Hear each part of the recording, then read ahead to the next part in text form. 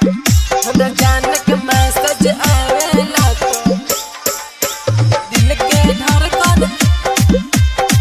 बढ़ जाला, दिल के धड़कन बढ़ जाला। कितनो देखिले लड़की हम, कितनो देखिले लड़की हम नजरी से उतरे जाला। हमरा जान के मैसेज आवेला, हमरा जान के मैसेज आवेला तो दिल के धड़कन बढ़ी जाला।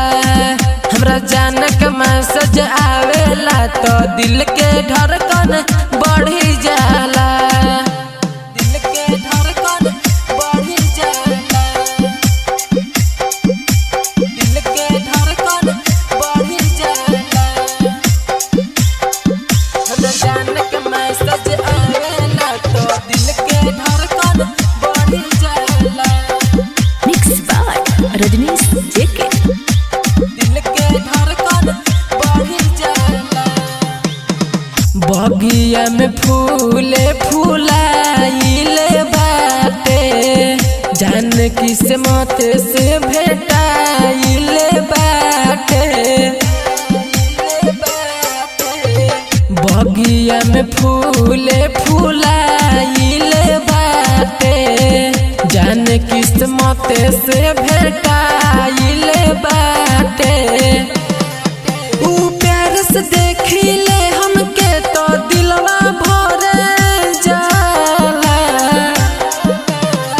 हमरा जान के मैसेज आवेला तो दिल के धड़कन बढ़ी जाला। हमरा जान के मैसेज आवेला तो दिल के धड़कन बढ़ी जाला।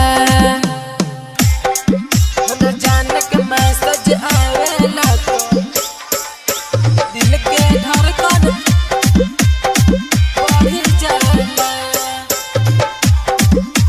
दिल के धड़कन बढ़ी जाला। हमरे तो मंगिया भर के बाटे, उन्हीं से शादी करे के बाटे। हमरे तो मंगिया भर के बाटे, उन्हीं से शादी करे के बाटे। उनके के हम अपनाइब हो, गरवा में डालबे बड़े महला। हमरा जान के मैसेज आवेला तो दिल के धड़कन बढ़ी जाला। हमरा जान के मैसेज आवेला तो दिल के धड़कन बढ़ी जाला।